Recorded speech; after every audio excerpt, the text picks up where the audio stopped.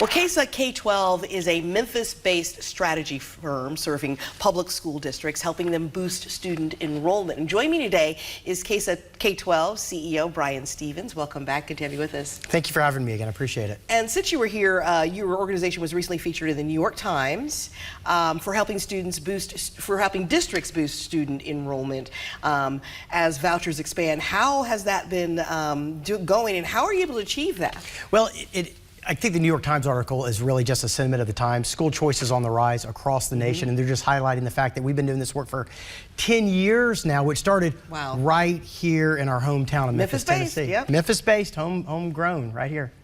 Well, in this new age of vouchers in private schools, why is it important to keep students enrolled in public schools, do you think? Well, I think we have to remember the purpose of free public education is to make sure that all children, regardless of income or need or special needs, has the same opportunities to become great adults. Right. And public education is the only one that provides education for everybody. Right. Vouchers don't do that. Private schools aren't designed to do that. Charter schools aren't designed to do that. Home schools aren't designed. So without a good, vigorous, free public education, we as a society all suffer. Right. And it's free, pretty much. I mean, you pay taxes for it, but it's a free program. Well, it is, but when you think about the fact that there's about 50 million students nationwide that are in the K-12. Right.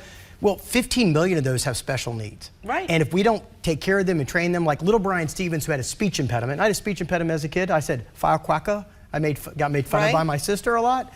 Lots of other people too. But without public schools helping to work on that, you know, I don't know where I would be right now. So we've got to really take care of everybody and rise all the ships. So public education provides that rising ship for all children. I think that's what's really important here. I had a speech impediment too and got it corrected through public education. Look at that. Yeah.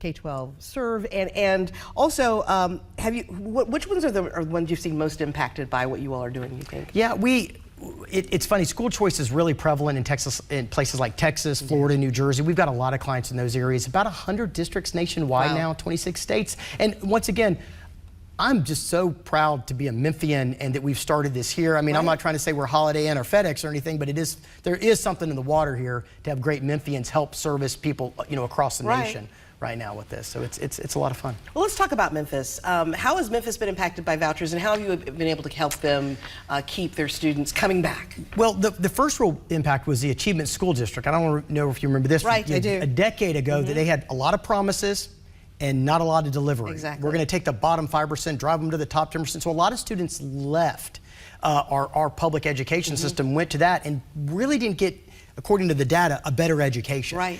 And so Memphis has been combating charter schools and school choice, religious schools. I mean, I'm a fan of school choice, provided we're all competing on a level playing field. So Memphis has a lot of children in need, has a lot of children in poverty that need to be taken care of, but I have to think, and I want everyone to think long term.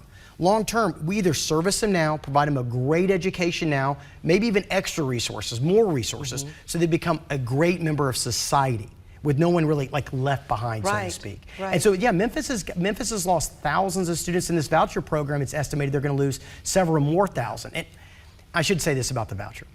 In the state of Tennessee, as they designed the voucher, as it's designed today, I don't think any new students are going to use it. The data shows that states like Arizona, New Hampshire that had the same voucher, 90% of the families were already in private school anyway. So it really didn't impact anybody new. It just moved tax dollars away from the public schools, which could be a really bad thing long term. Right, definitely. What's your best advice to most districts out there, without giving away too much of your magic sauce? What's your best advice to those districts out there? I want to give it all away. I want them all to do it without us. I think that everybody should put their best foot forward, try to, of course, increase their education, provide the best education possible, take care of their customers, their parents. But then they've got to tell people what a great job they're doing. In so many districts across the nation, people have no idea that the public schools is a better choice. I'm not saying it is in every district, but they really do have a lot of positive things that they provide to all the students. So they really got to get out there and they have to start competing. The monopoly's gone. It's time to get in and start competing more vigorously. All right. Well, we're out of time, but I want to thank you again for coming in and joining us.